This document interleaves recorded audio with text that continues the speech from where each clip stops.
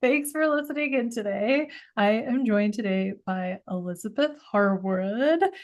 She is a good friend and therapist, a licensed therapist. Who do you primarily work with? Introduce yourself to the people. Sure. So I am a licensed clinical social worker. I have a master's of science in social work from Columbia University, and I primarily work with clients who are struggling with trauma or in need of EMDR, which I know we'll get more into later, and then doing family work. I am co-clinical director of a private practice. And in our practice, we also see clients with eating disorders and specialize in anxiety, young adults and teens. So kind of around that spectrum are my specialties. And I'm also certified in EMDR. So that's, I think, the other credential to throw out there. Yes. And how long have you been a licensed clinical social worker? How long have you been Mm, practicing? That's a good question. 12 years No way, it's been as that long. not as a licensed clinical social worker.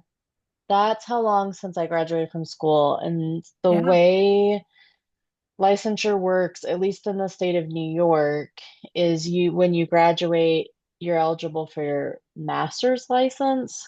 So, which is actually a little bit different than a lot of other master's level therapy. You're usually not eligible to say you're licensed in anything until you hit some level of 2 to 3 years of supervised training.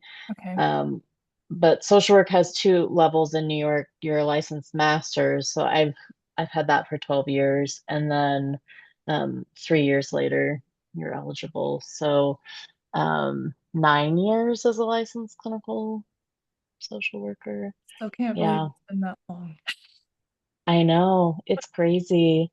Yeah, and then I've been doing EMDR for a little over 6 of those years. Wow. I didn't realize that Mhm. it's been that long either. I knew, Mhm. 'cause when did you start studying EMDR? Was that when you were in New In York tw or? Yeah, in 2018, I started working at a program that trained all of their therapists in EMDR. And that was it. I was actually just telling this to a student at NYU that was exploring potentially doing an internship with us of my specialties were not the things in school that I was like, I'm gonna graduate and do these things. I thought family therapy seemed really scary and hard, and I also thought EMDR sounded really strange. Um, and then I graduated and worked in a long-term residential setting that was very family therapy heavy, and I just loved it. I loved everything about it. Um, and then later getting trained in EMDR, seeing how helpful it was. I also especially really liked it as a modality for people who have tried other types of therapy before, and doing something different. So I fell in love with that too. Yeah, how cool. That is so cool. Yeah, we're definitely gonna put a pin in the EMDR stuff because we have a fun segment for that, but I'm excited to dive into that. We met each other in New York. You were still in your program studying at Mhm, Columbia when we met, mhm. and our paths like have continued to cross, which has been so fun. And we our paths continue to cross. We're in the book club together, and we lived in Utah when I was doing pumpkin nights, and you were working in the residential. Is that the residential facility that you were Mhm. working in? Yeah. Yeah. And then now we just found we were talking about, I don't even know how this came about, but we were talking about how well, I think I know how it came about.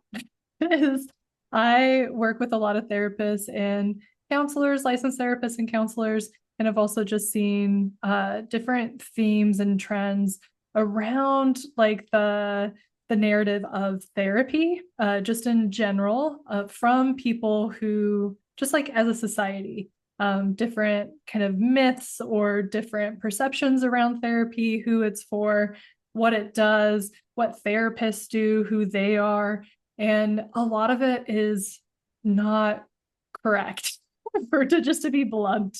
So I pitched the idea to you to see if you would be interested in doing a myth busting podcast with me around therapy, so that we can kind of help put these myths to rest and we can help give our listeners a better understanding of what therapy is, the different types of therapies that are out there, who therapists are, what their job is as a therapist and working with you. And yeah, just have a lot of fun talking about the world of therapy in general. Anything you would add to that, Elizabeth?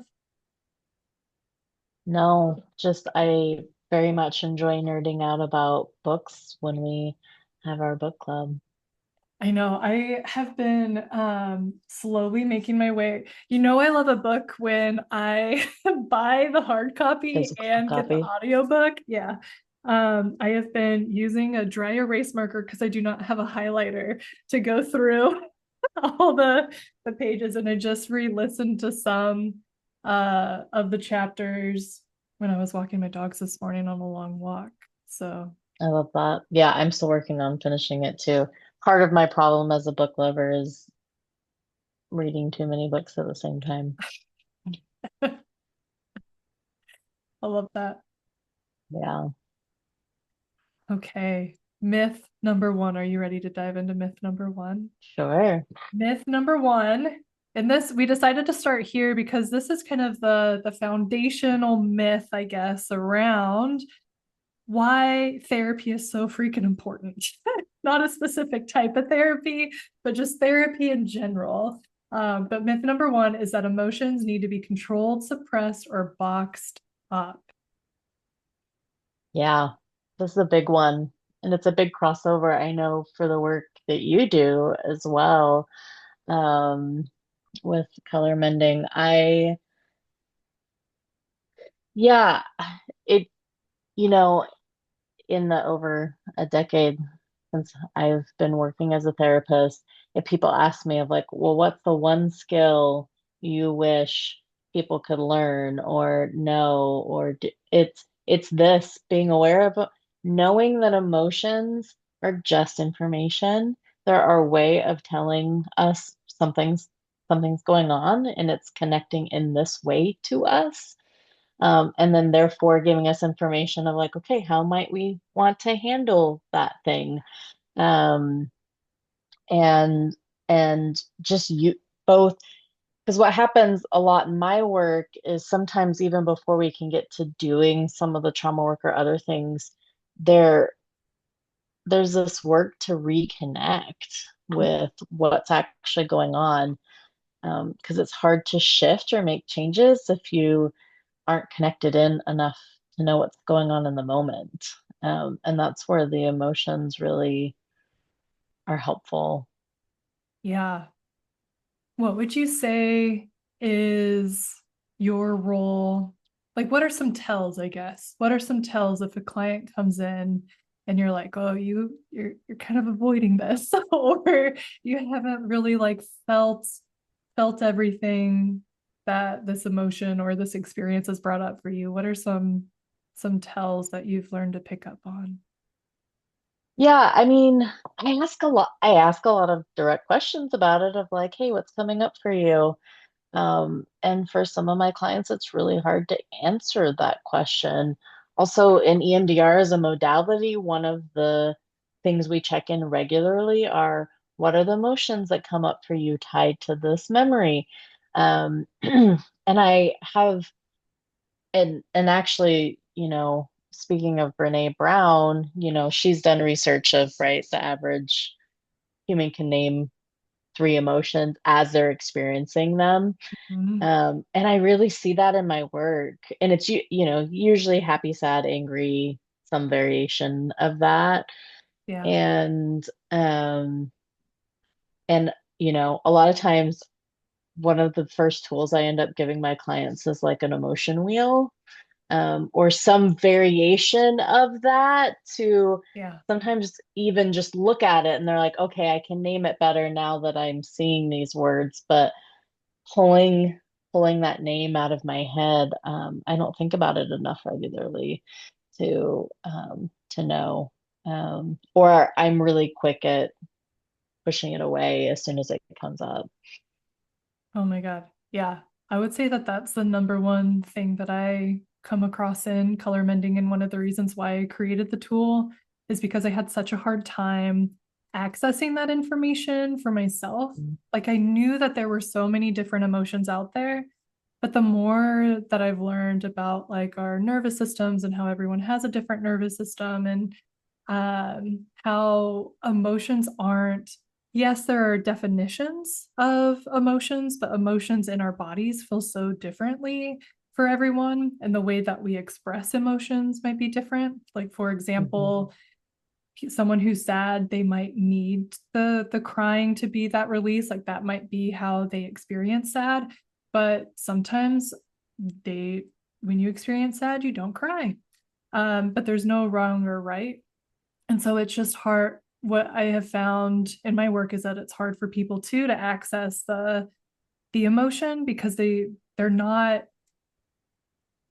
aware of the sensations that that emotion, like how the emotion feels in their body. Mhm.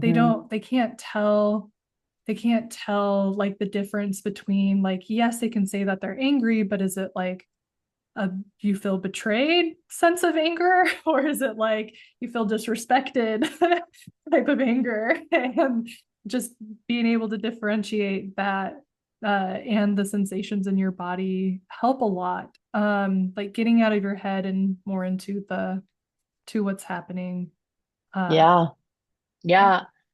I mean, I even had this experience recently where I was feeling flustered, and the Mm. person next to me was like, "No, like, isn't it that you're frustrated?" And I was like, "No, it's definitely flustered because of how it was feeling in my body of like there was just too many things going on and I couldn't grab enough of them and I was feeling pulled too many different directions, which is very different than frustrated for me, which is an emotion I'm very acutely familiar with, and it was interesting to like just even defend my own like naming of no, this is flustered and this is what I'm getting pulled to do. And so Yeah. how I go about it is going to be different than if it was frustration. Yeah. I think you bring up a really great point too of how oftentimes we like to project our experiences or how we would react in a certain Mm. situation or how it manifests to us. Like if there's certain visual cues that we would do if we were frustrated versus flustered, and we're seeing that someone exhibit those cues, like it's so easy to make an assumption of like, oh, Elizabeth is feeling frustrated, when it's so nice that you have the skills and like the self-awareness to be like that advocate for yourself of like, no, this is not frustration at all. Maybe now having this conversation, I'm now frustrated, but Yeah. yes. I mean, I think that's just like a human experience though. And I think it's also because Mhm. as a society, we haven't really left, uh, I, yeah, we haven't left space for there to be nuance in that way.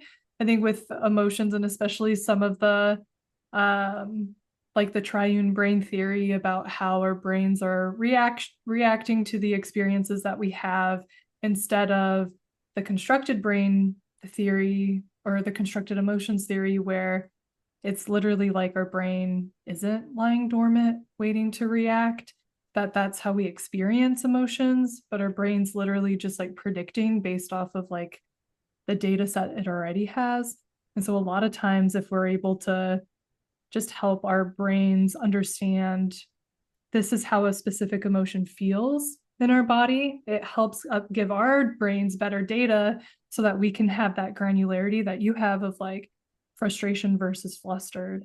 um, and it's definitely more empowering. But I feel like all of that to say the triune brain theory about emotions being reactions and how we need to be like mentally strong to be able to like conquer our emotions and like not be reactive and be rational beings.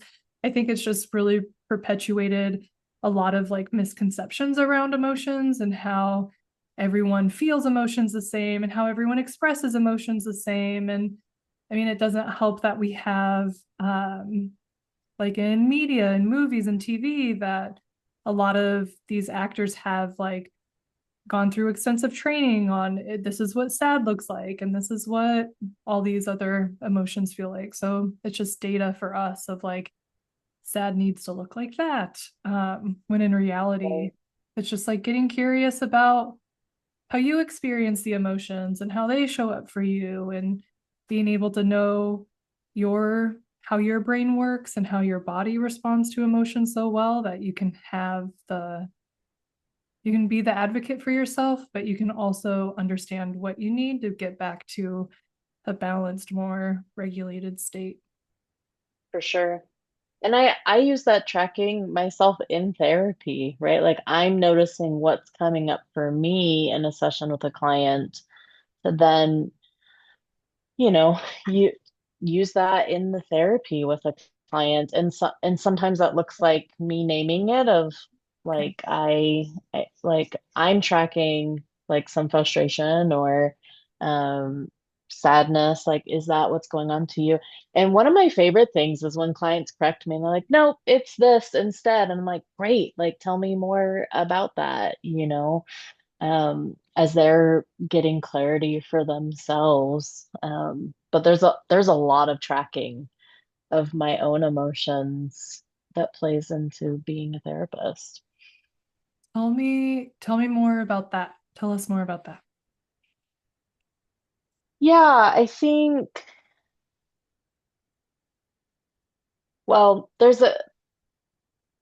I guess I'd start with saying I come from a relational mindset, where as a therapist, we're knowing that part of this therapeutic journey of healing for a client, part of that is our relationship.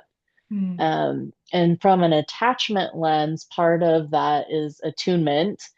So, in a kid, right, like you see this in a kid when a kid falls down, like trips and falls down, and they immediately look at their parent and they're like, cool, is my parent freaking out? Because then I'll freak out. If they're cool, I'll be cool.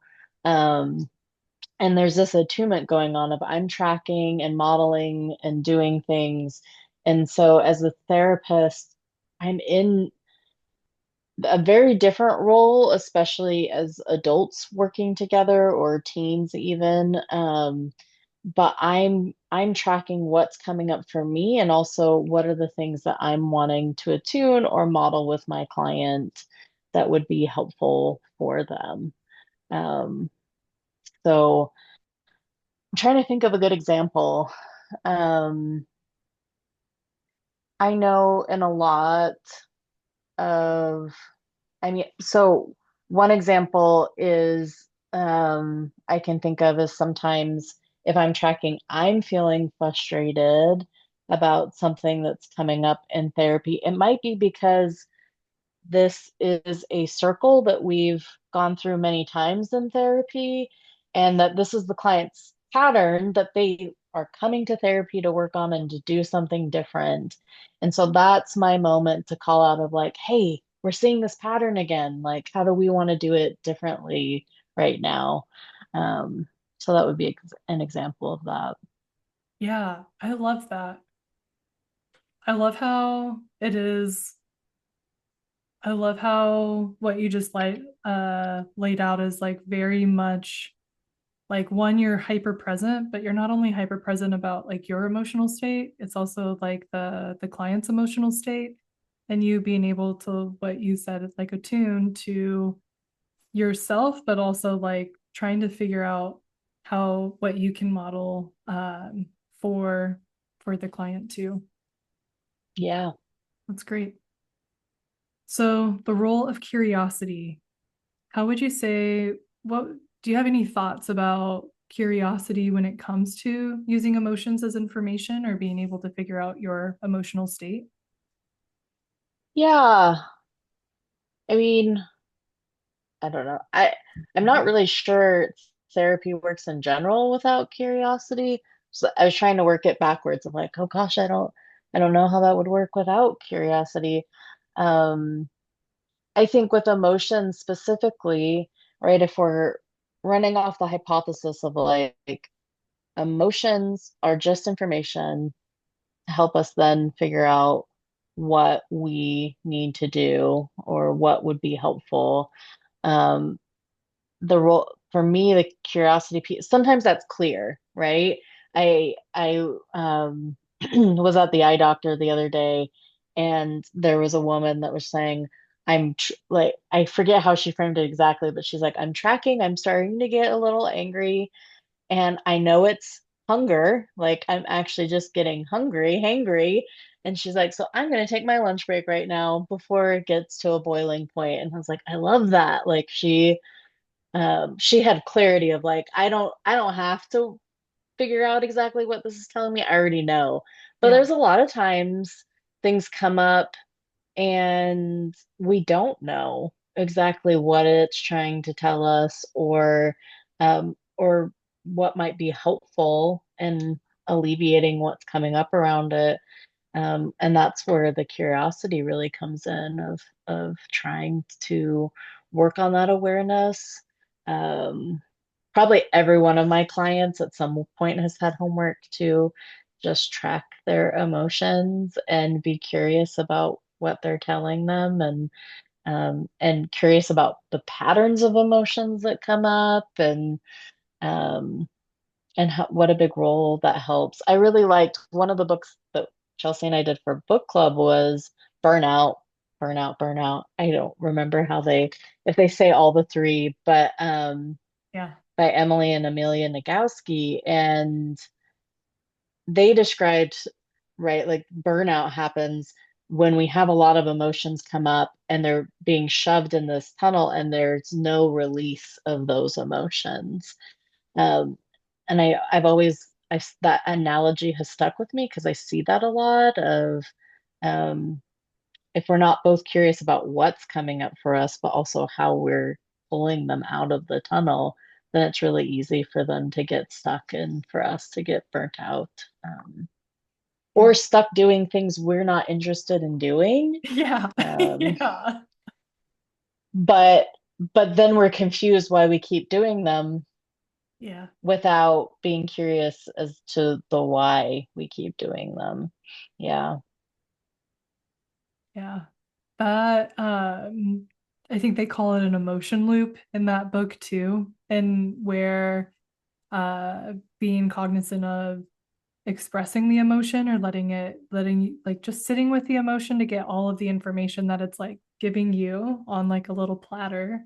And then like you said, I love that you really pointed out like the curiosity of figuring out what actions you can take to help kind of close that emotion loop or help move through that emotion. And one of the things that I really love about that is I think a lot of people think that emotions are just like a thing to check off your list instead Hmm. of like a practice that is going to continually evolve because our environments are going to change, our metabolic needs are going to change, our knowledge is going to change, our relationships are going to change. There's going to be a lot of things that we don't have any control of that impact us and impact our day-to-day lives.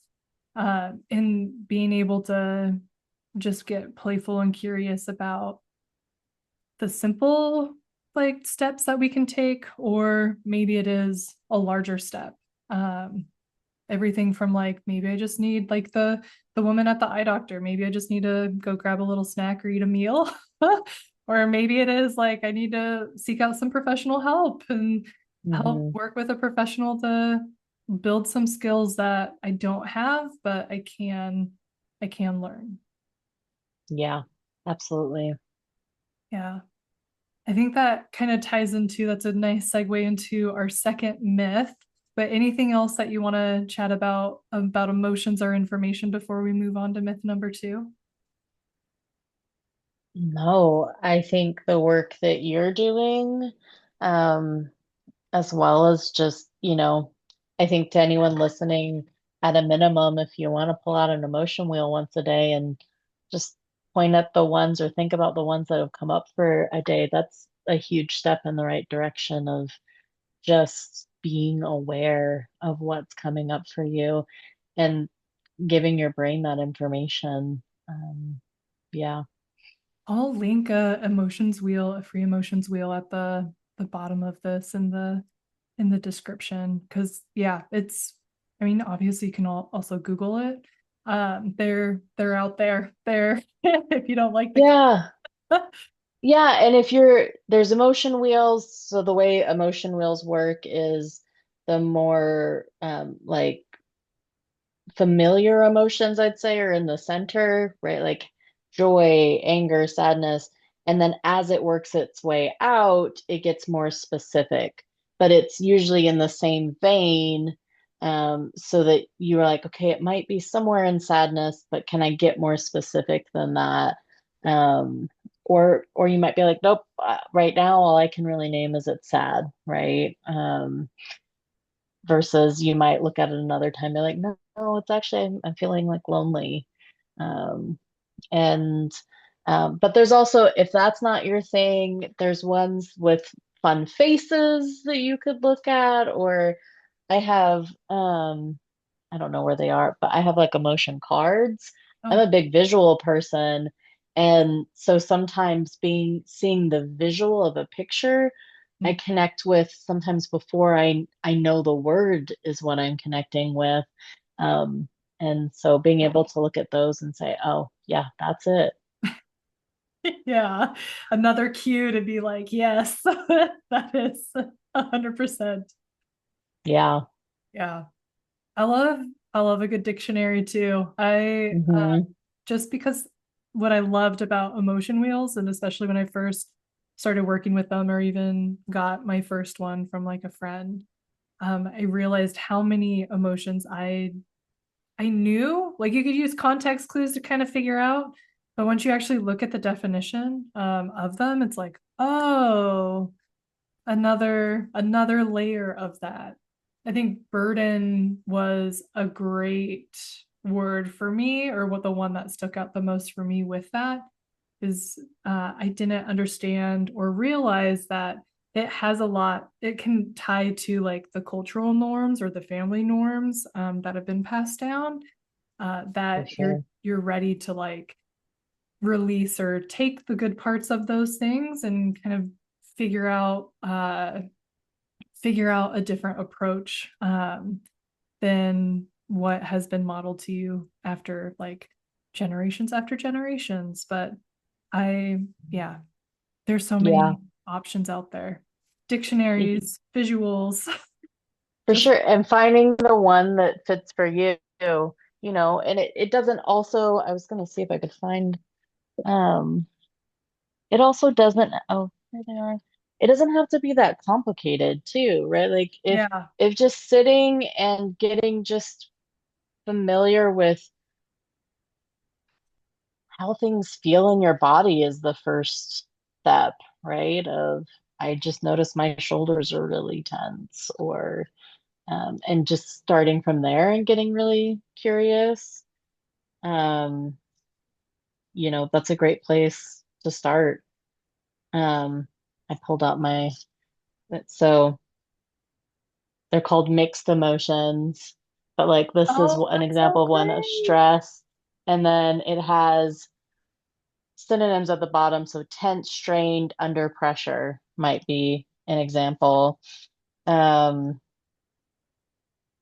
I've always liked this one of like desperate, of like trying to climb a rope that's like fraying, frantic, out of control, in need. Um, so yeah, like I said, I've connected. This is also a good one. Irritated, little flies. I love those mixed emotions you said. Hmm. Cool. Yeah. So if you're a visual person, I think when I worked in person, these probably came out every day at some point where I just handed it to someone as like, why don't you just go through these and tell me what, like pull out the ones that are coming up for you. Yeah. I love the visuals too, that they're not like faces. Like I feel like sometimes people track like to track emotions with certain expressions or uh actions that people take, but I love how it's everyday kind of things that aren't tied to humans, but you can look at more objectively and say, oh yeah, I feel like that horse with all the flies. Yeah.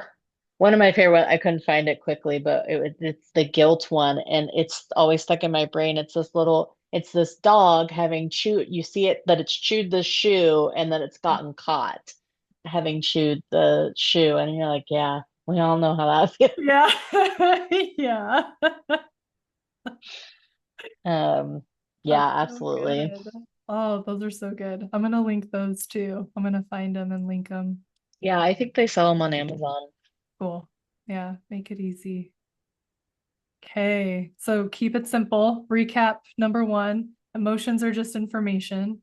Keep it simple. Just be curious about how emotions feel in your body. Try out different things once you are able to identify the emotion to see what can help you move through the emotion and bring you back to a balanced state. And then also, there was a third thing that just left my brain. Use like cards or emotion wheels or other resources to help you understand and learn more about what emotions are, and how they all interrelate. Yeah. Cool. So officially myth busted. Emotions do not need to be controlled, suppressed, or boxed up. They're just information and sometimes the biggest gifts that we get from our bodies. Yeah. I'll add one more thing to that. Yeah. Is there times that we need to suppress it, right? Like Yeah. we're in the middle of a work day and say you're experiencing grief or having something come up, but you also have to walk into a meeting and sure, yeah, there's moments where that's absolutely appropriate and okay. Um, it's about coming back around to it later, Mm, giving it space of, I didn't have time in this moment because something was going on. I think parents can really relate to this of like, you know, things are being broken and, all hell's breaking loose in some way. And you're having your own emotional response, but you're also trying to help your kid's emotional response. Just make sure that you also take time for your own response and make space for that later, even if that's not the moment. yeah, I love that. Yeah, that's such a good reminder. It's okay to suppress and disassociate if you need, but come around. Don't forget the last part. Yeah, it can't be an always. It can be a tool sometimes. Yeah, for sure. For sure. Okay, we've got myth number two. I if I'm weak, we put weak in quotes, but if I'm weak, that's how I know I need therapy. Is that true? Would you say that that is a myth that needs to be busted, Elizabeth? Absolutely. Some of the strongest people I know are in therapy. And some of their strength comes from being in therapy. Not to say that there aren't strong people and strength in trying to manage things as you can, but it's also a huge strength to say, hey, I need help. Um, and it's probably one of the first things I say to a lot of my clients is, especially clients that come to me with extensive trauma history and other things that you know, just how grateful that I don't take it lightly that they're coming to me for help for this, recognizing how hard it is to name with a stranger all of these terrible things that have happened. And and so.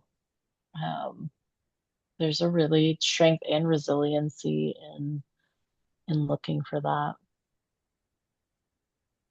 I think that makes what you said earlier about how your approach is really relational and that you don't take that lightly either. I think that it also helps knowing that you're going to share parts of your story and parts of who, like events and things that have happened to you that have shaped who you are with a stranger, like you said, but being able to create a space. It's definitely a skill to be able to create a space to where not only people feel comfortable sharing, but they also, there's an innate sense of trust and like respect there to where it, there isn't going to be any sort of like backlash or questioning about how the other person's going to be using this information. Yeah, yeah. And there, and so the other side, I think I mostly talk about just even seeking out therapy. The other side of it is therapy is hard. And so it's not weakness to be in it or doing the hard things. Um, Whether it's getting more in tune with your emotions or changing long-standing patterns, um, using the skills you're learning, all of that, it's hard work. Um, and it's messy sometimes, but the reward is there as well. Yeah. One of the things that we talked about in prepping for our conversation with today is like you don't have to be at a specific starting point to be able to be in therapy. That it's something that um, if you if there was a season in your life where you did therapy and were good and then like you felt like you had the skills and the knowledge to be able to kind of go experiment on your own and try out the different skills in the new mental models and the new practices and patterns, like forge new patterns, to where it's not again something that you can just check off your list and say you did it, but that there's no shame in coming back or seeing different therapists or trying out different modalities, and um, that therapy is really there to help give you skills and Hmm. yeah, use it. Yeah, yeah. An analogy I use with a lot of my clients, um, is that there's really kind of two things you're grappling with in therapy, and it can be a third thing, but it's this idea of being out in the ocean, right? And so the third part is you could know that the ocean's there and that you might need help in learning how to swim, and but you're not like currently in the ocean, but you're just prepping to be okay getting in the ocean. So that's one. That is probably the side I least often see in therapy. People are usually in the ocean when they come to me.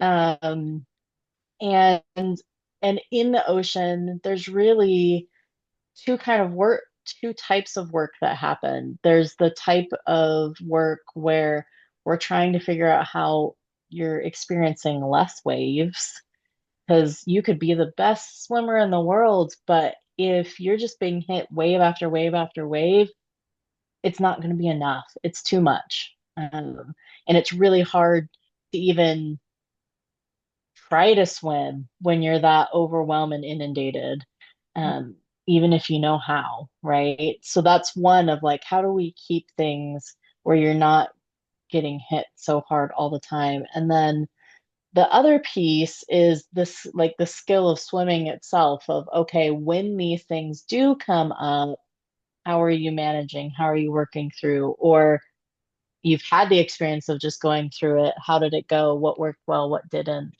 Um, and therapy can really be from any of those lenses, or a lot of times we're doing pieces with all three different parts. Tell us more about, because I love what you said too about how therapy isn't just when you're experiencing like the hard stuff where you're getting pummeled with the waves or you're trying out a different strokes or you're in the ocean and you're swimming. It can be, hey, you're on a boat getting ready to do this really big like ocean swim. Tell us more about that. How and going to therapy more as like a preparatory Hmm. and skill building from that lens and that angle.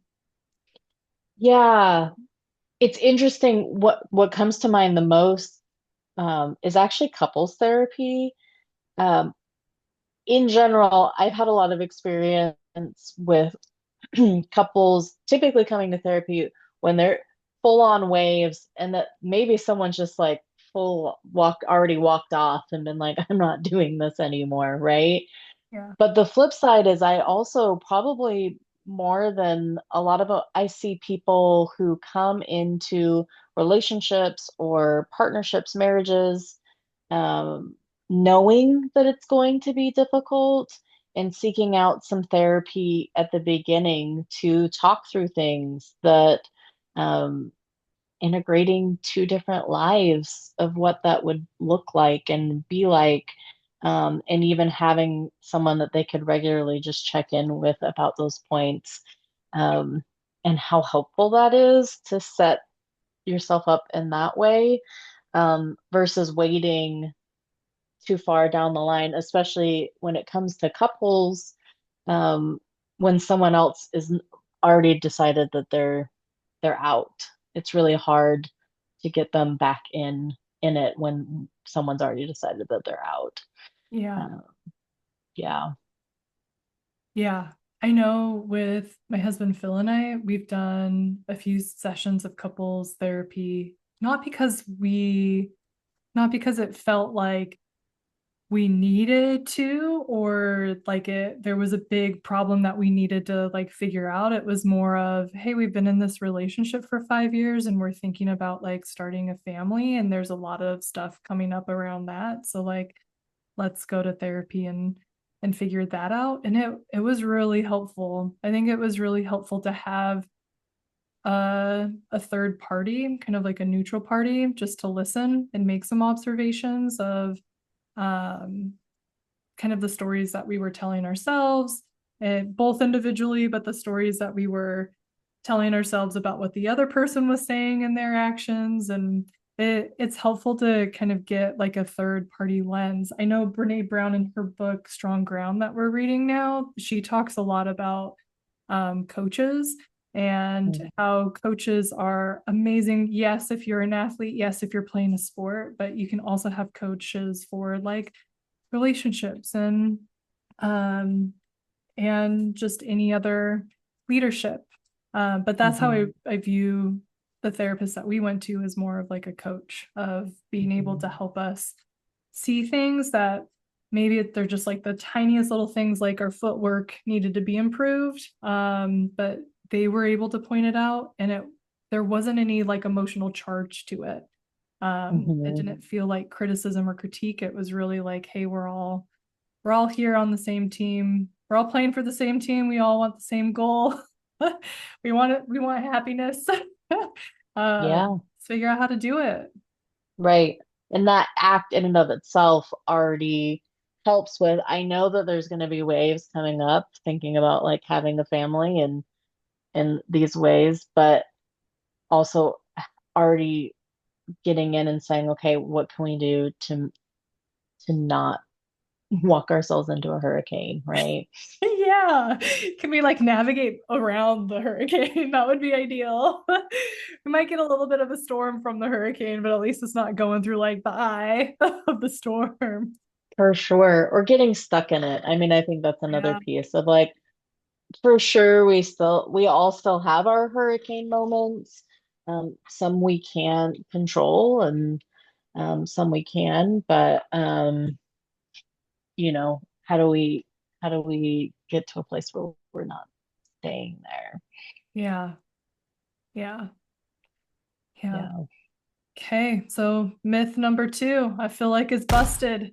Therapy's for everyone, whether you're on the boat. I love the analogy. Whether you're on the boat ready to do an ocean swim, whether you've been doing you're just starting your ocean swim or in the middle of it, or if you're at the tail end and feeling like you're getting pummeled by waves, therapy is for everyone. Yeah. Okay, myth number three. So, Liz, I hear this a lot from a lot of people, and this is the main thing. I think this is the number one thing when I talk to people about therapy. They say talk therapy isn't for me, so I'm not going to therapy. Help me bust this myth that talk therapy is the only form of therapy. Yeah, I do also in preparing for this, I know we discussed talk therapy is probably the predominant thing you see on media. So it is pretty easy to fall into, okay, that's the type of therapy. Um, and I've been impressed that I've and again, maybe it's I have a therapist lens and so I notice some of these things, but I have been impressed that I have seen some shows and things where people are doing EMDR or other things. I'm like, but yeah, there's diff there's so many different types of therapy. There's also so many different types of therapists. When someone calls me and does a consultation call with me about therapy, um, I I'm really about finding the right fit for you, right? Because you're going to get the most out of the process if you find the right fit. So that can be modality, that can also be things like personality or also lived experiences. Sometimes what you're going through, you really want someone that has a shared lived experience in that, and that's totally okay.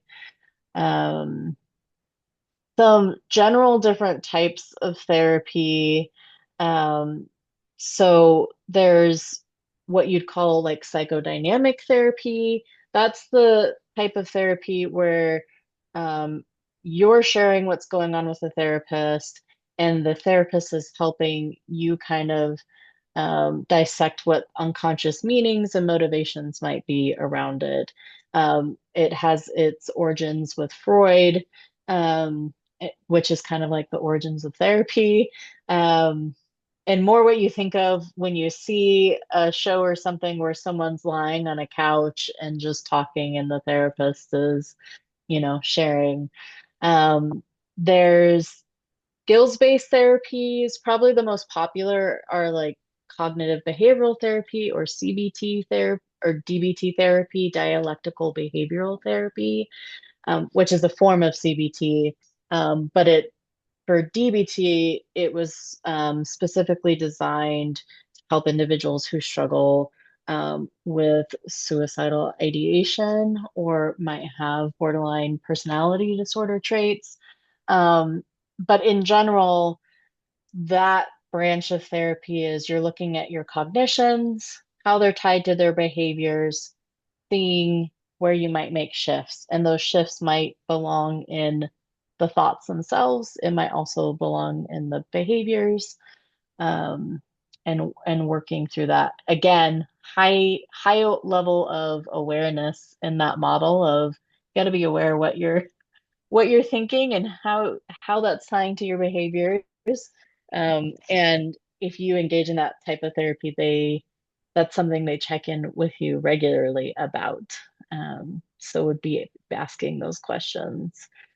Um, other general types would be like a humanistic type of therapy. That's really where you're focused more on self-development, growth, actualization, or a behavioral therapy, which again can be tied to like a CBT model. But in general, behavioral models, the focus is, okay, I'm doing something that feels harmful or not okay. And the sole focus is I'm really just trying to shift this harmful behavior. Um, and then I come from what's called like an integrative approach, is where I use a lot of all of these things, and really try to meet a client where they're at. I'm also clear about what I'm good at, what I'm trained in, what's effective and helpful. Integrative doesn't mean that therapist knows everything. There's still their things that they go to. But I might have a client that, and this has certainly been true, I'd say the last couple weeks, based on how people feel differently about what's going on in the world. Sometimes they just want to talk it out and share and need someone to listen to them. Um, and then other times they come to me and say, "Hey, I'm noticing this pattern. Can we work on a skill specific to that?" I say, I would say a skill I um, work on with most of my clients is self-compassion. Mhm. Um, the skill of accessing self-compassion for yourself. Um, and or it might look like doing a specific modality like EMDR, which I find particularly helpful in. So EMDR stands for eye movement desensitization reprocessing therapy. It's a real mouthful. Dr. What's the Francine Shapiro, acronym? who helped found the model, she said she probably would have renamed it later because it was such a Really? mouthful. Yeah. I love that. Good But it self-awareness. also like specifically says, right, like eye movement that speaks to as part of EMDR, there's bilateral stimulation. Again, big fancy words to say we're doing something to connect the left and right side of the brain together. A lot of times that looks like eye movement to the left and the right. Sometimes it can be tappers that buzz in the left and right hand, or it can be sound too. Um, so eye movement desensitization reprocessing therapy. So the goal is to help desensitize and reprocess. And this comes from a theory, it's called adaptive information processing theory. And the idea behind that is that traumatic memories get maladaptively stored in our brain. And then that leads to whether you're having traumatic flashbacks or negative emotions or hypervigilance, all of the things that we tie to like trauma responses Mhm. come back to that piece. And clearly, I'm a big analogy fan. Like the analogy I use for that is our brain has lots of files. And when that file is maladaptively stored in the brain, meaning you're putting it in the file and it's not closing when you're trying to close the cabinet because it's sticking out, the brain keeps hitting up against it. And as it keeps hitting up against it, it's having its reaction. The other thing that happens a lot, or I see a lot, is once our brain is hyper attuned to that thing, it likes to add lots of things to that file. So an example would be I might have a client that struggles with um, not feeling good enough. And so they're more likely to pay attention to the ways that they're struggling or not showing up as perfectly as they would like. And they're just adding to that file versus being able to also name, oh, but I did that really well. And I showed up really well in that way.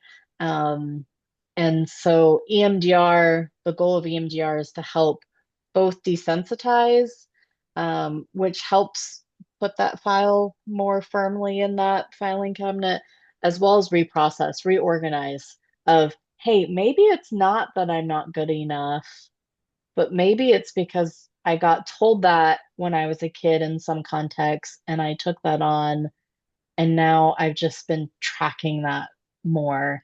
And maybe I can think about it differently. And that's really what the work that we do in the EMDR is identifying these are the patterns where I'm getting stuck and trying to see if we can find our way out of them.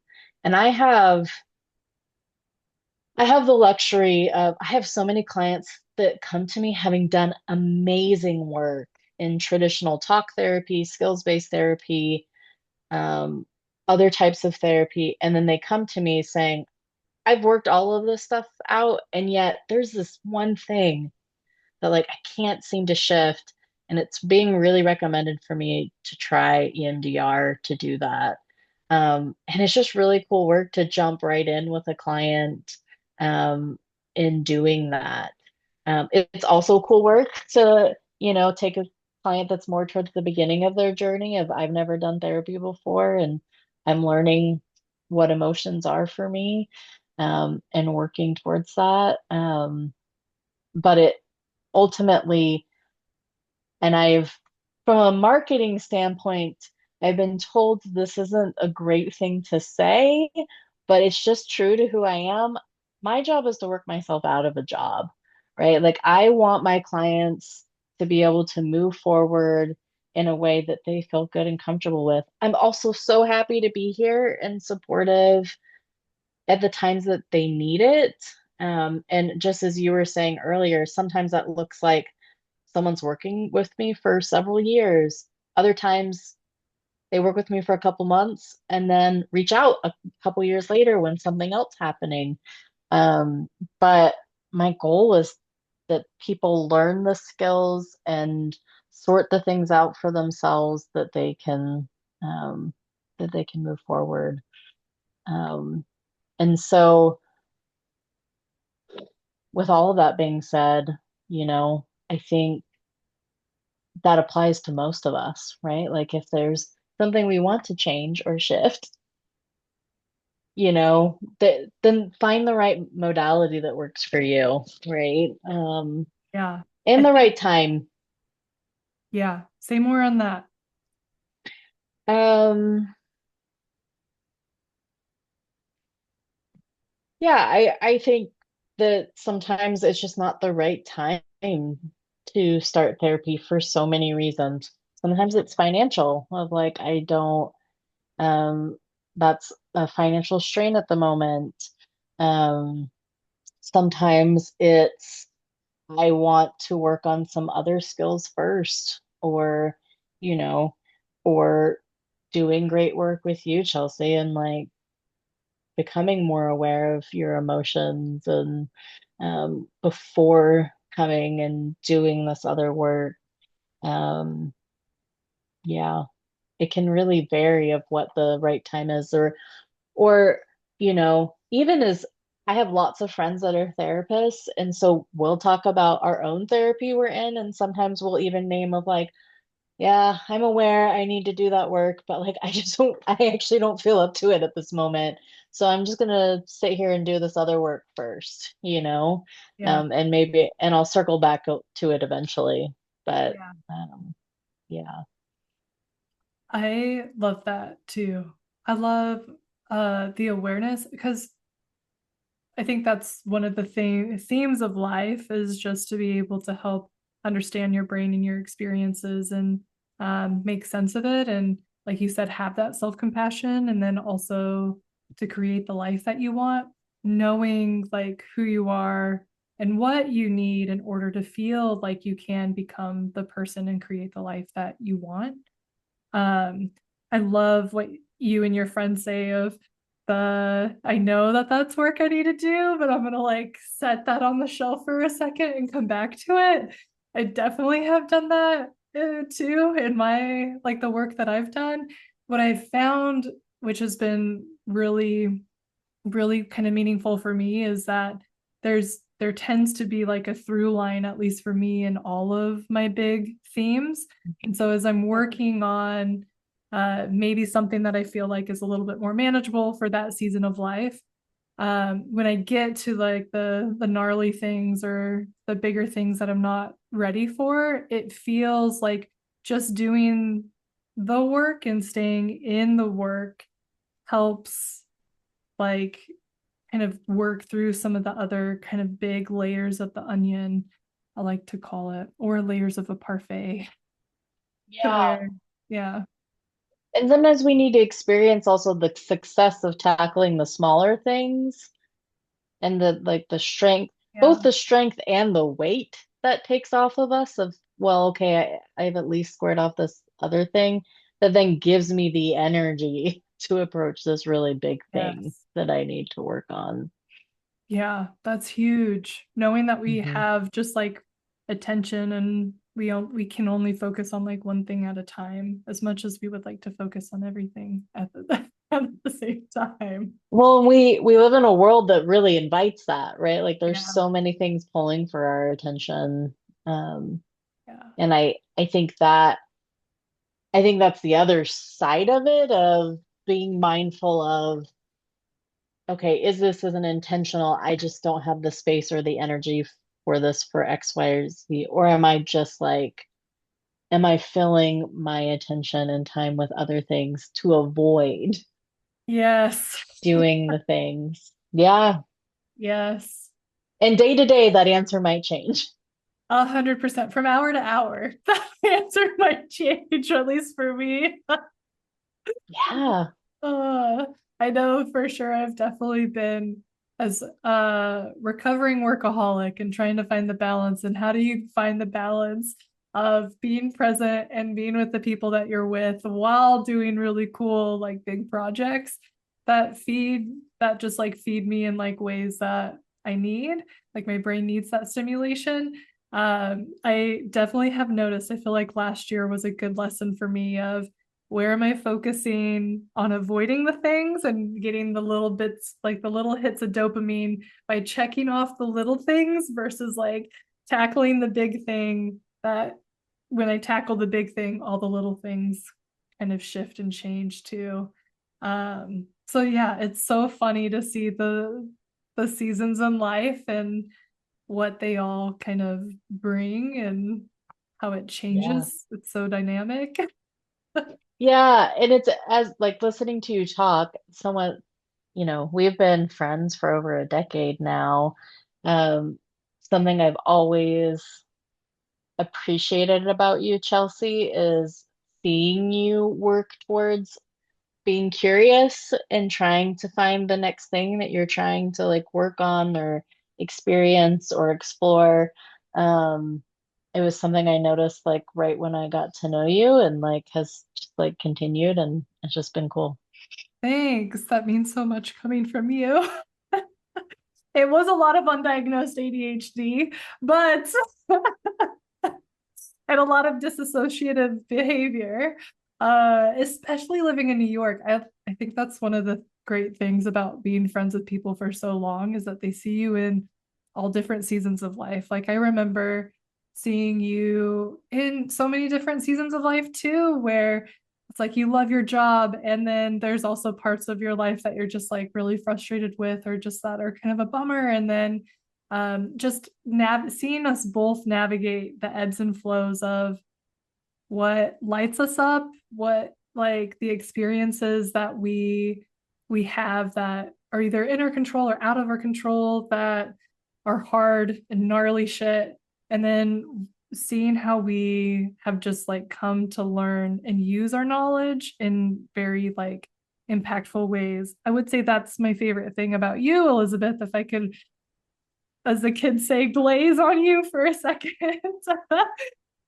of just how like your tenacity of being able to like continually follow the thing that lights you up and take inventory of things that you don't love about like the experience, specifically when it comes to like your work and your job, and this also goes into like your relationships and everything else, other areas of your life, but it's never like a resentment or bitter or hateful thing. It's more of like you're just so great at using all of the information and then creating something out of that, like taking the next step or being really intentional about the choices that you're making and how you're creating and cultivating your life and the experiences that you have and prioritizing the things that mean so much to you. I think that's been a huge kind of example to me of how how you can prioritize those things that make you tick, that fill your cup so that you can show up and create and learn and help and grow in ways that actually are meaningful for you instead of just burning yourself out and crashing out, which I feel like I've been, yeah, a pro at, but also have changed. So yeah. Yeah. And I've definitely hit those walls too, you know. And I think again, like going back to curiosity piece, it's always an invitation to be curious. Of like, oh, I've hit this wall. Like, what? Why? You Yeah. know? oh, I haven't taken a vacation in 6 months. That might be why. Yes. Or I need more time with connection time. And I see that come up a lot with my clients too.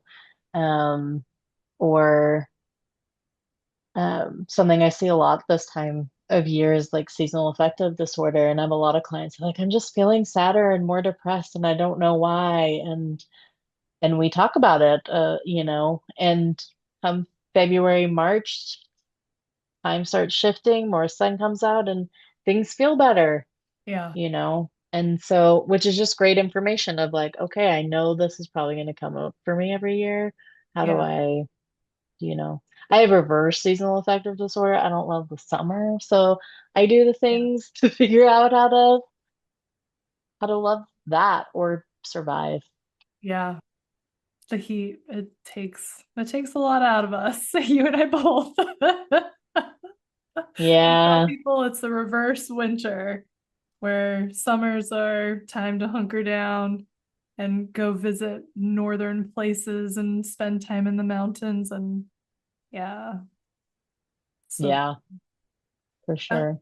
love to what you said. I want to circle back to where you talked about how you offer consultations to your clients. And that's one thing that I think a lot of people don't realize is that clients really or therapists really do offer consultations. That a lot of therapists take your same approach as we want to make sure that we are the best fit, that like personality wise, experience wise, skills wise, that I can help you and that this is a modality that or my approach to therapy can really help you. So take advantage those um, of those consultations, especially because like you're using your hard-earned money to build a skill and to find a teacher that can work for you. And a lot of times the therapists that I work with, when they're doing consultations, they'll tell me that they'll even like offer suggestions of like what other forms of therapies that could be a better fit for the client, or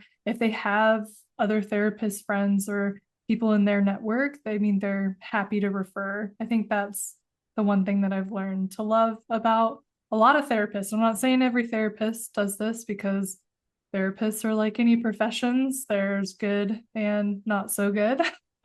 But a lot of the therapists do really have like hearts of gold and want to like the end result is to help you get everything that you want out of those therapy sessions.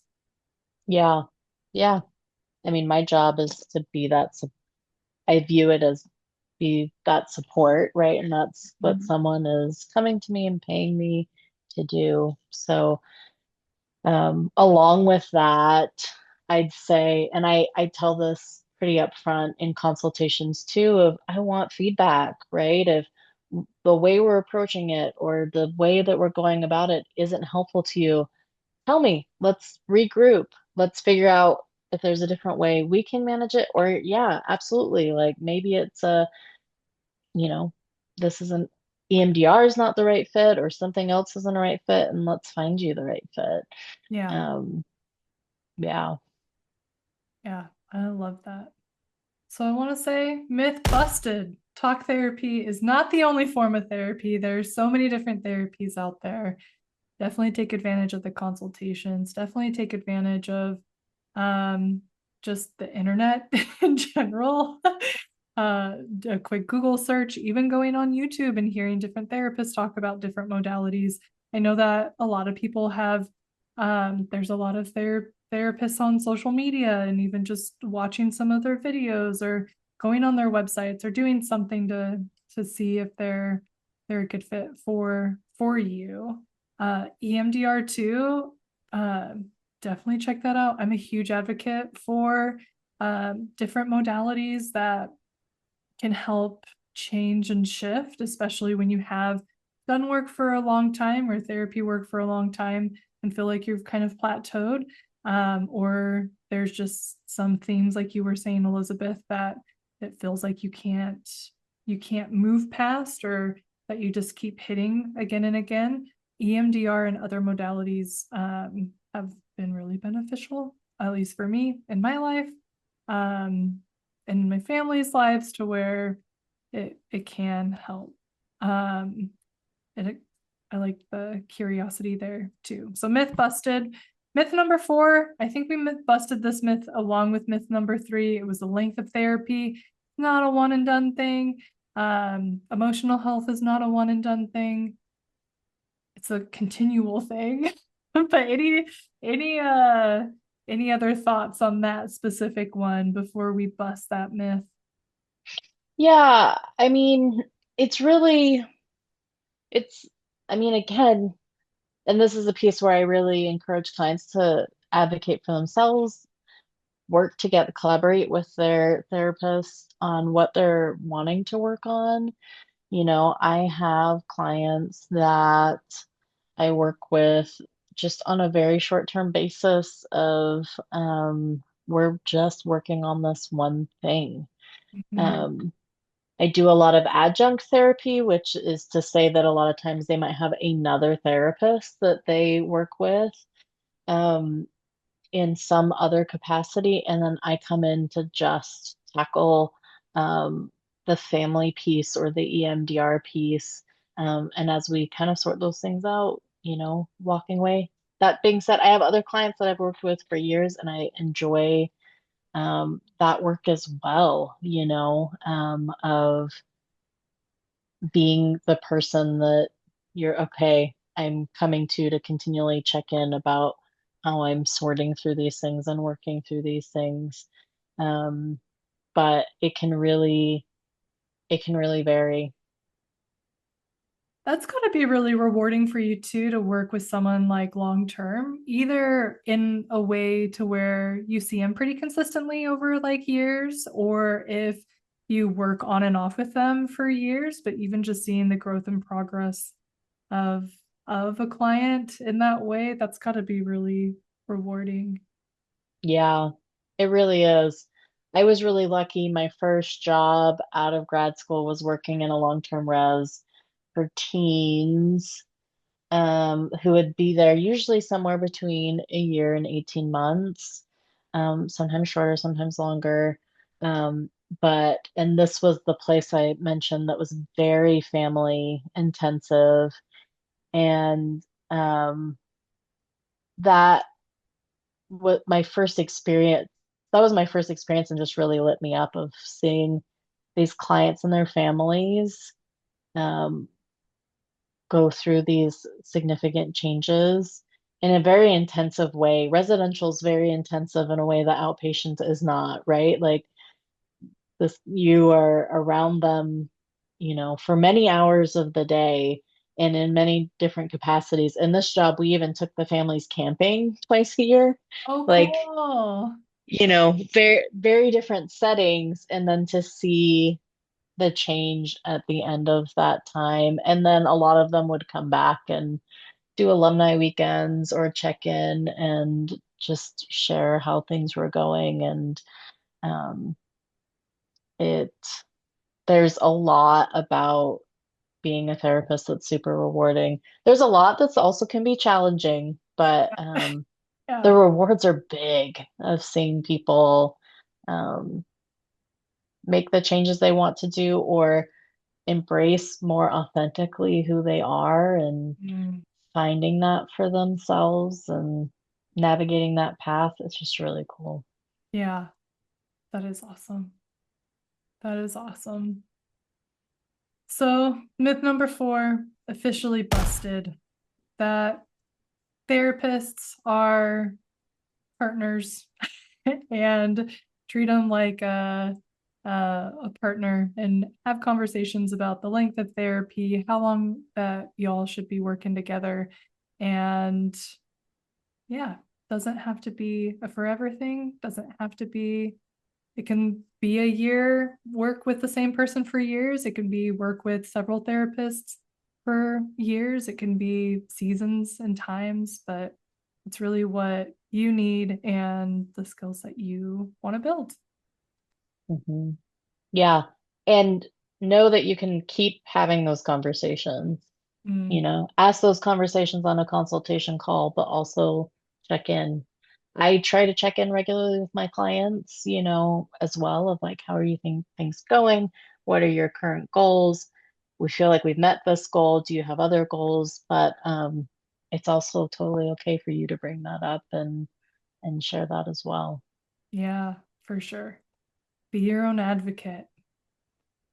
It's nice. I think that's a great segue into myth number 5, that therapists can read your mind. Is that a myth that needs to be busted? Yes, it's it's probably more nuanced because for sure therapists, for many reasons, probably do track things at a higher level than maybe average people around you, right? Y'all are good Um, pattern matchers. Like that's what I can tell. Like you spot a pattern because you've been doing this work and been working with so many people for this long. Y'all are great at pattern recognition. yeah, yeah, or being aware of emotions. I mean, a lot of therapists come into the field because they're empaths at some level, so not only are they trying to track it, but also they might also just naturally be more aware of some of those pieces. Um, and and all of that being said, you know, and again, I think this goes back to what we were talking about earlier about the different nuances. I might track something in my body of, oh, it feels like you're feeling scared right now or something. And the way it's tracking in your body feels completely different, right? And so that's the piece of, like I said, I love being corrected of like, no, that isn't what's coming up. It's this. Um, and I think the other piece to say to that is um, if there's something going on or something you really want support on, like say it, right? Or you want to shift or change or not happy with how things are going in therapy, or, you know, say it so that, you are getting the support and help that you need and getting the most out of the experience. No one is more of an expert on you more than you. Um, so that's what you're bringing to the table. And a therapist might be an expert in a specific modality and collaborating with you in goals that you have, but you're the expert on you, and that's what you're bringing into Yeah. that. One of the things that I think was the hardest lesson or like aha for me, well, it was the biggest aha. I wouldn't say it was, well, it was hard, but also it was just like a big realization is that for years, I would say around 4 years, I was looking, well, 4 years that I was aware of it, but also like 26 years of actually doing this. Of where I would expect other people to not only co-regulate me, but also to identify and make sense of my internal world. And I think that's where I did that for a lot of reasons. One, because like it's easy for me to not take responsibility for stuff if I'm like, oh, I didn't see it. And like waiting for someone to point it out. That was a big one for me. Um, but once I got out of that shift and realized that, yes, I am the expert, like no one knows me better than I know me because Mhm. people that I was relying on, like the healers, the therapists, the coaches that I was working with, um, they're human too. And they have their own Mhm. stuff and they're going through the same stuff and trying to figure out themselves and trying to figure out what their body and their brain and what they need. Um, but being able, that has been like the biggest shift. Like since I started taking more accountability and responsibility for how my brain works and getting really curious about how my body works and how emotions feel in my body, that's really kind of like cracked open a lot of really cool opportunities. And I felt like I've been able to make more progress and growth in a shorter amount of time just because I wasn't like abdicating the responsibility of making sense of my internal world. Yeah, I love that. It's a it's a hard I think we all fall into it sometimes. I think we especially fall into it with our loved ones because we expect our loved ones to know us well enough to like know that that look means that we're really mad Yeah. versus using words of saying, I'm really frustrated. It's also okay. I'm this way of sometimes if I'm emotionally overwhelmed. Absolutely, sometimes I need to take a break before I can circle back and name that for someone, Yeah. but you know, it's what what you were saying, it made me think, um, and I think we talked about this in prepping for this podcast too. A book I really enjoyed reading was That's Not What I Meant by Dr. Deborah Tannen, and she's a linguist. Um, and I actually came to it, it was recommended by a friend, but I remember when I first started out working as a therapist, I struggled more when people would give me the feedback of like, no, that's not right, or like that's not what's going on for me. Yeah. Um, because I thought it was my job to be like the perfect communicator Mhm. and the perfect relationship. I felt a lot of pressure. You feel a lot of pressure when you're first starting out in something, and Yeah. um, what she really goes into in the book is that exactly what you're saying of like we all have our nuanced experiences, and so everything I say is being funneled through your lived experiences, so I could say it as clearly and as nicely and as professionally as I might try to, and it could still translate in your brain very differently than how it was intended on my end. Yeah. um, and that's the piece of where that collaboration and like communication is so important. Both your own awareness of, hey, this is what I'm taking ownership for this and what's coming up for me, and being able to collaborate on that and name it. And if you're not naming it, um, then there's a lot of other weird ways it can get lost in translation. Yeah. 100%. Yeah. Yeah. Communication. It's so important. I think that's one of the reasons why I ended up creating color mending too, is because I didn't realize it, but and I didn't realize that that was also a part of like ADHD, is being able to access and make sense or like find the words to articulate your inner world. It's not like that for everyone who has ADHD. But for me, that definitely was hard for me to connect how I was feeling to words. So that's one of the Mhm. reasons why I created color mending, is because I wanted to be able to have a thematically based interactive way for me to make sense of my internal world so I could be a better advocate for myself and have a better starting point, than just relying on someone else to me to verbally dump, trauma dump, emotionally dump, whatever you want to call it, on someone, and for them to like pick up the Sort it pieces and out. make meaning of it. Yeah. Mhm. Um, Yeah. because yeah, let me tell you, it's exactly what the that isn't what I meant Mhm. author was saying, where it's like it doesn't matter if I trauma dump on someone because they're processing my trauma through their trauma lens. So it's going to Right. be very different for them. It might be similar, there might be some similarities, but it's going to be very different. And it's just going to be, you're going to get better results if you can make sense of your own internal world, and build those skills to do that for yourself. Yeah. Yeah. It makes me think, and I think this came from another book that I think we might have read for a book club, but this idea of that listening, like real listening is listening to understand versus responding. Um, and that's true for ourselves, right? Like, can we listen to ourselves in a way that we're working to understand what's happening with us versus jump immediately into responding because we don't know how to respond unless we know what understand what's going on, right? Yeah. Um, yeah.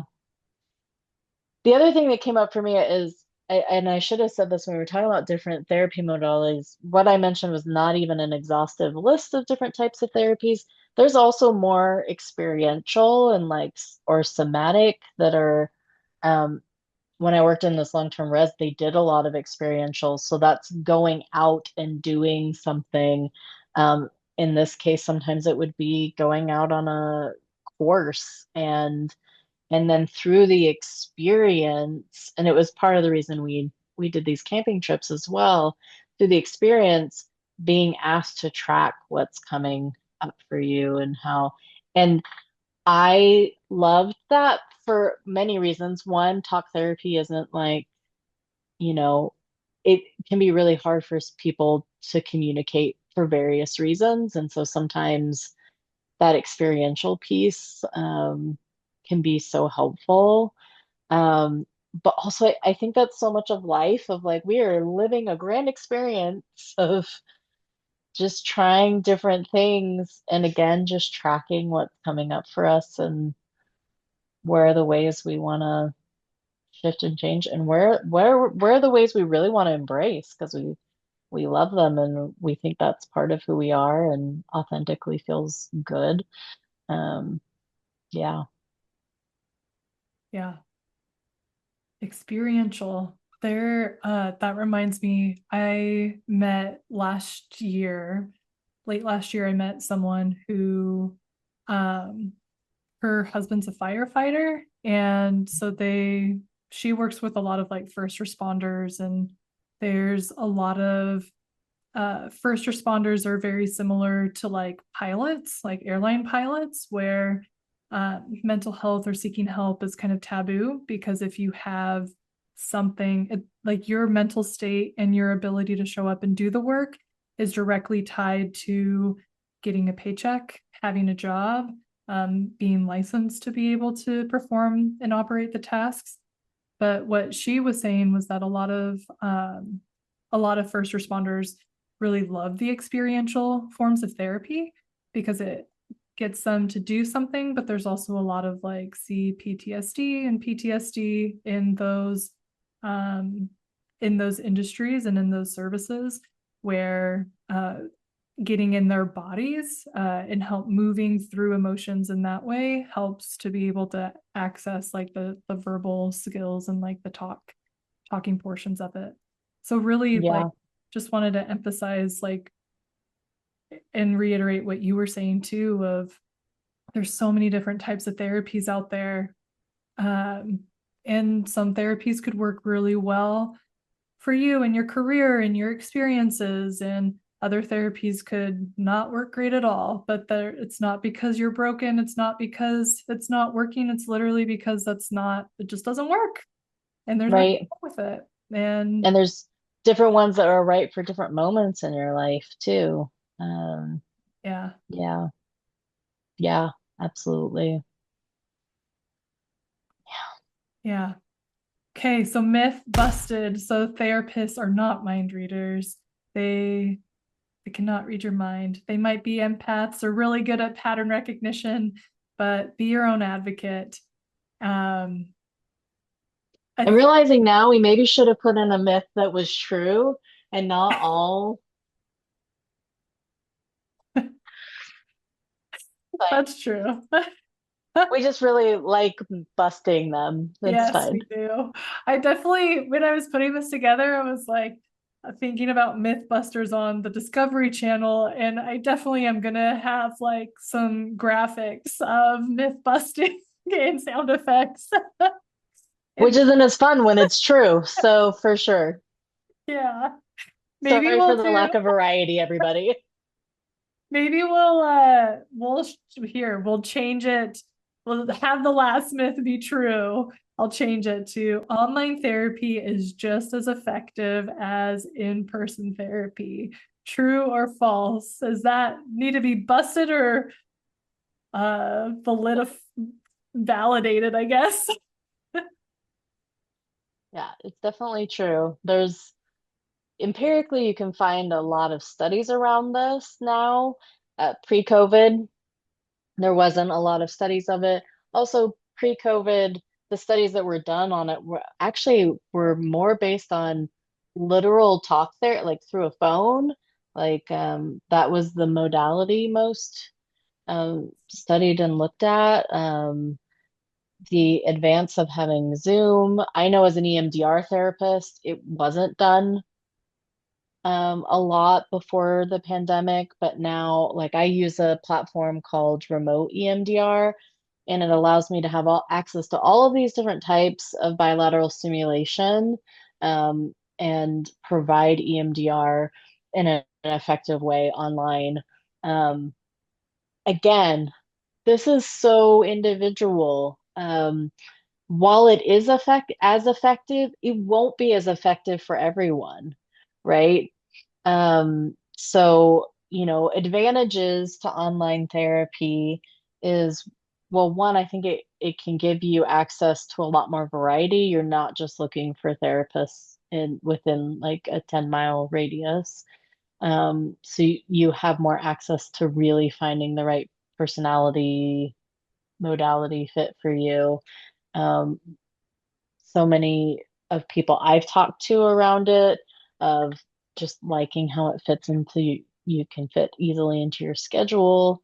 Um, and as a trauma therapist, um, something I didn't plan for in starting to do online therapy was that I actually was able to see clients lean farther into the work because they were in their own safe, comfortable place to do the work versus a weird therapy office that they're at once a week that they may or may not be worried if someone sees them leaving the office crying or like, any of the things, right? Or worried about parking or, but they're just in their own safe, comfortable place. They can have their own plan of here's how I'm going to take care of myself after a session.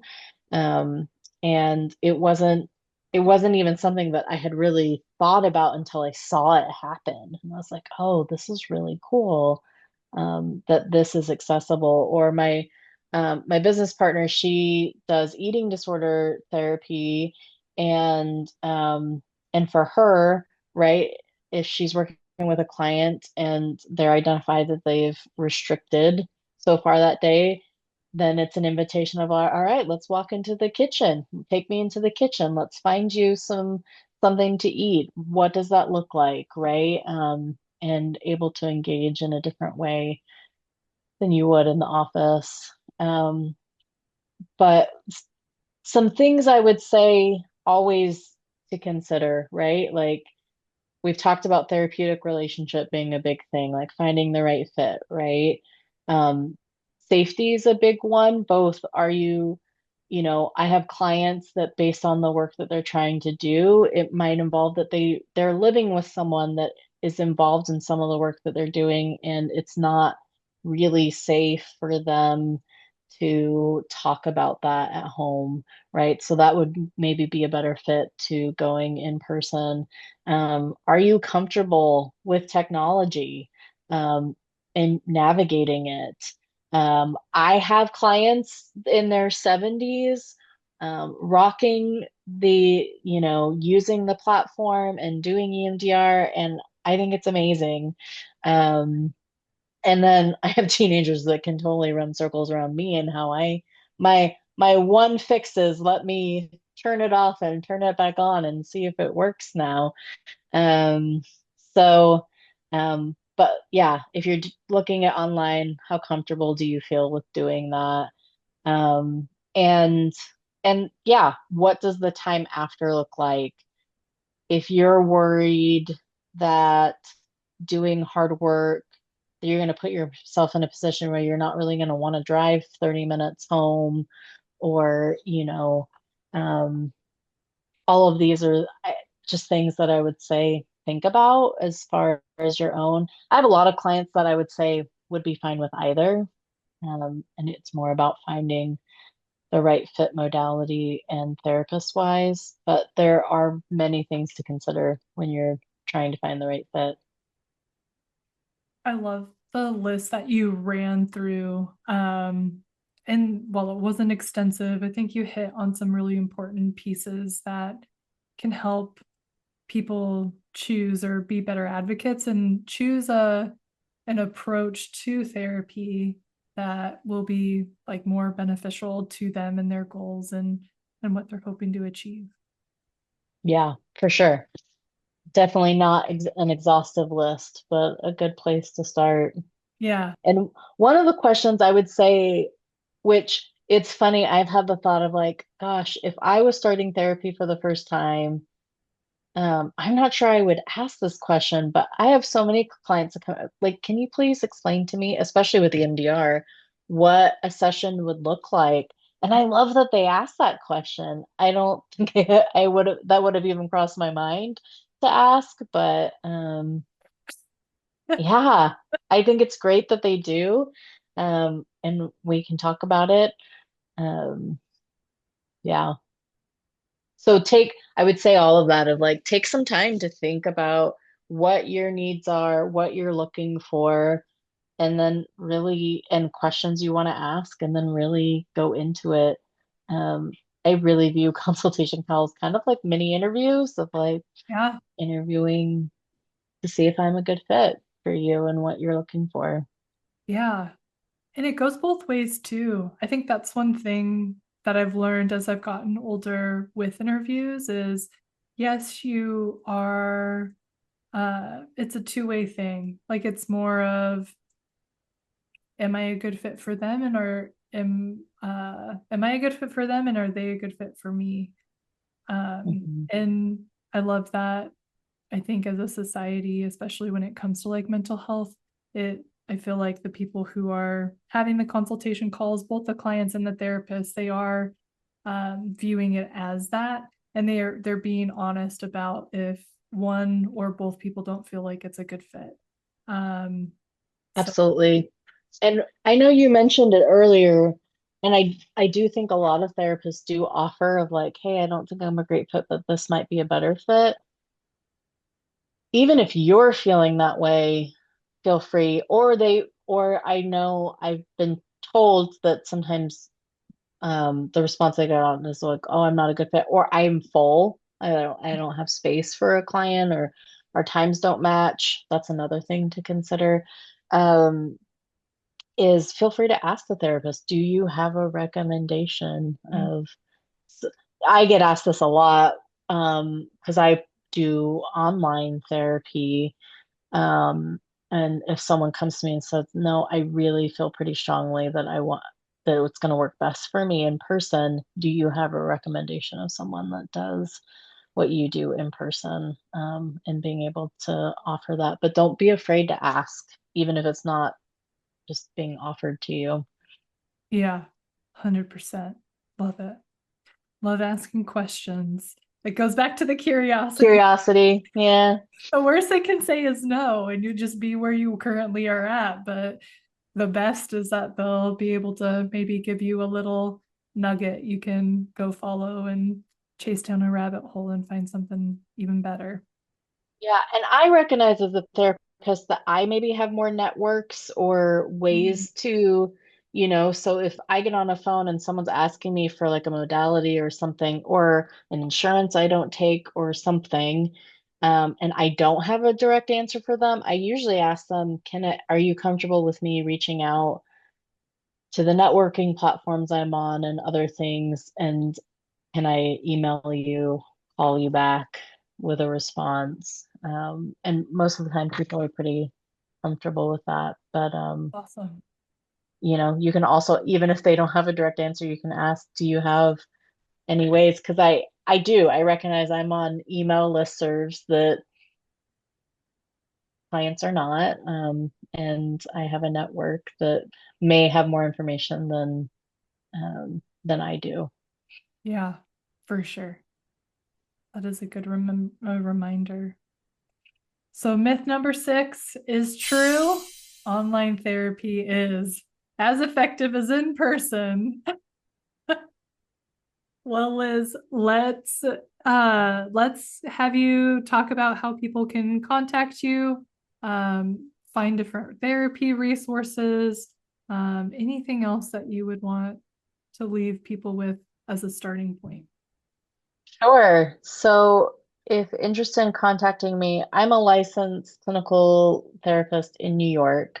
I am licensed in other states, but I predominantly work in the state of New York, with clients that are in the state. That's an interesting piece about online work.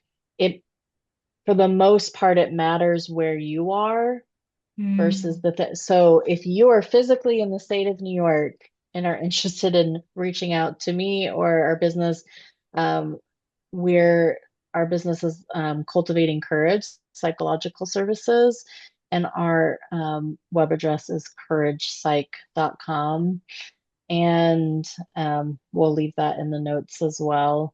Um, but outside of the state of New York, um, I think a lot of people are aware of this resource, but I think Psych Today is a great resource if you're looking for therapists. I like it because it gives lots of ways to filter um, who you're looking for, right? Like whether it's online, in person, certain insurances.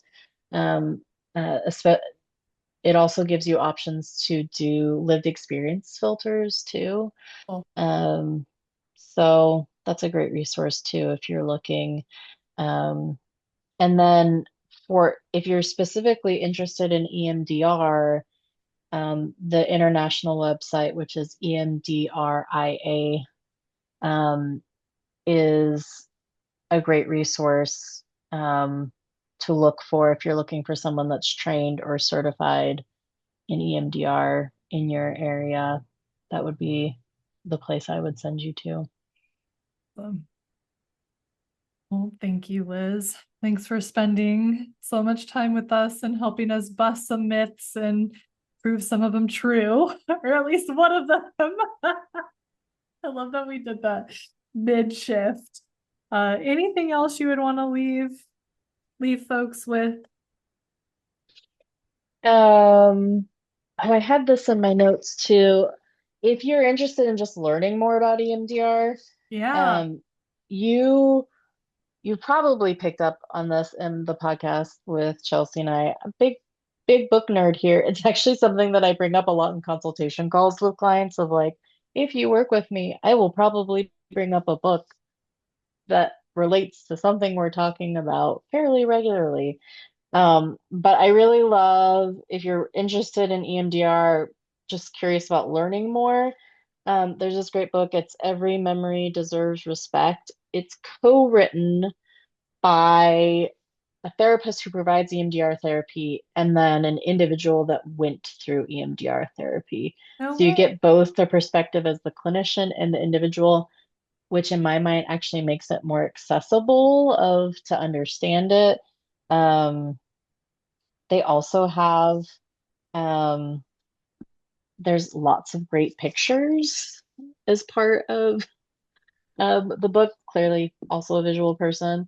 But I think it's a great resource if it's something that you're just trying to understand better or know, or if you have a loved one that you want to recommend it to or think about, or is doing it to understand kind of more what they're going through. That would be a great place to start. Yeah, Or again, the EMDR International Association website too also has some good clips. nice.